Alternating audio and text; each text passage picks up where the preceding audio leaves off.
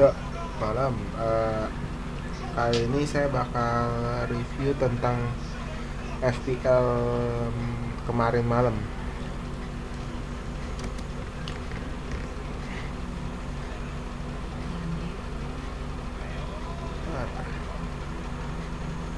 Ya, sekalian bahas beberapa ya. Tadi saya habis nonton.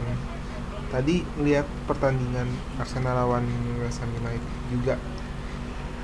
Itu sejujurnya ya pertandingan tadi lumayan untuk ditonton, tapi di satu sisi ya memang pertahanan Arsenal semenjak dipegang sama Kolasinac itu nggak pernah benar.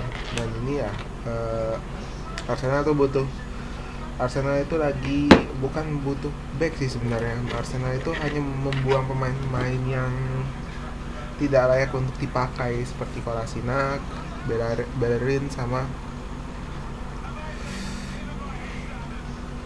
kali beberapa Sokratis dan kawan-kawannya. Di satu sisi West Ham United juga nggak bagus-bagus amat. Di satu sisi permainannya juga ya David Moyes, tetap David Moyes, cuma yang gua melihat pertandingan kemarin cuma hanya untuk datang, cuma untuk ngasih semang motivator doang udah, sama yang membahas tentang Everton lawan Albion.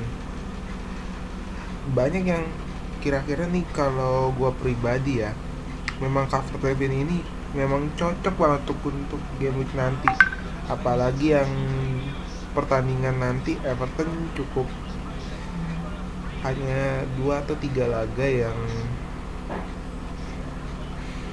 Everton 2 laga, Brighton sama Crystal Palace, sisanya lawan Liverpool. Tapi kalau gue pribadi ya, untuk lawan Liverpool nanti lo bisa tahan bisa enggak, karena Liverpool di versi sekarang itu adanya Thiago, dia agak untuk mempengaruhi poin sih sebenarnya.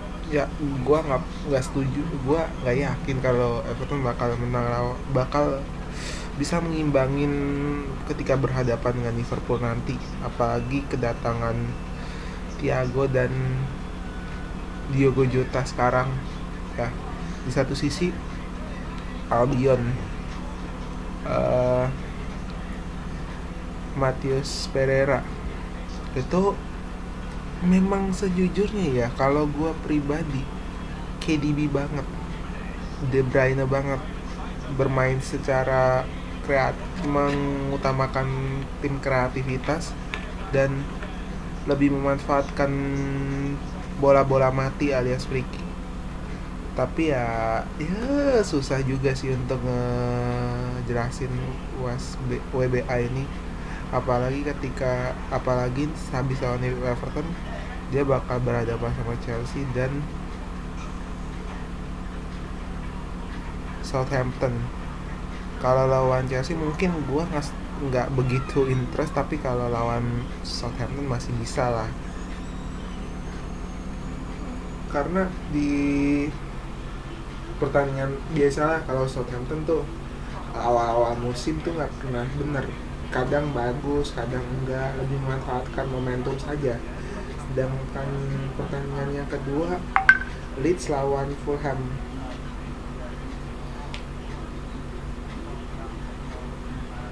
kalau gue ngeliat pertandingannya jujur seru, tapi kalau permainannya gue lebih ke mengandalkan otot, semua tuh mengandalkan skill otot dan strategi yang semua berjalan. Cuma di satu sisi untuk pemain bertahan gue kurang interest mungkin kalau main bertahan.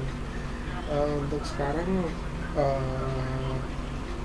autopic lah ke Brentford, tapi untuk ketika berhadapan sama Sheffield United dan mungkin aja lawan Manchester City bisa memanfaatkan momentum, apalagi City untuk sementara pun juga belum dapat back, untuk sementara juga belum dapat pemain bertahan yang benar-benar pemain bertahan. Di satu sisi Fulham, ya tahulah Fulham Mitrovic doang, hanya mengandalkan Mitrovic saja. Dan Kenny Tete setelah menjadi pemain debutnya sudah mencetak assist, dan beberapa peluang dia juga nggak terlalu miss juga. Asal gue juga melihat beberapa pertandingan yang tadi itu Kenny Tete itu harus ada tanaman yang benar. Soalnya beberapa pertandingan terakhir itu beberapa pertandingan kemarin itu Kenny Tete itu udah kesulitan banget untuk mengadaptasi pertandingan itu, untuk adaptasi liganya yang dia tepatin tuh. Fulham sebaiknya kalau mau aman Mitrovic ambil, tapi jangan berharap poin gede. Kalau Mitrovic ya, gue lebih setuju kalau Mitrovic 1 atau 2 gol itu masih bisa lah. Apalagi ketika Fulham juga nggak bagus-bagus amat, atau nggak bagus deh, lumayan.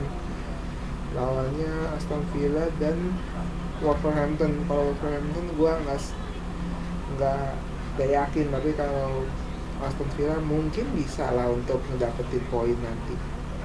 Dan ya seperti itu dulu. Yang ketiga, pertandingan ketiga, nah ini lucu nih. Crystal Palace lawan MU itu, aduh, banyak yang bilang itu mental, ternyata enggak juga, emang MU nya aja yang bodoh. Dan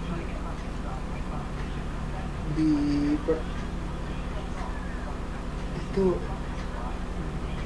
dan Bruno itu bener-bener gak bisa dimanfaatkan momentum, dan harus ada tandeman yang sepadan. Apalagi yang dihadapinnya Bruno itu adalah Crystal Palace, mungkin aja. Dan bener-bener kayak Bruno itu memanfaatkan penalti, dan mungkin nggak salah juga yang dilakukan Solskjaer, cuma ya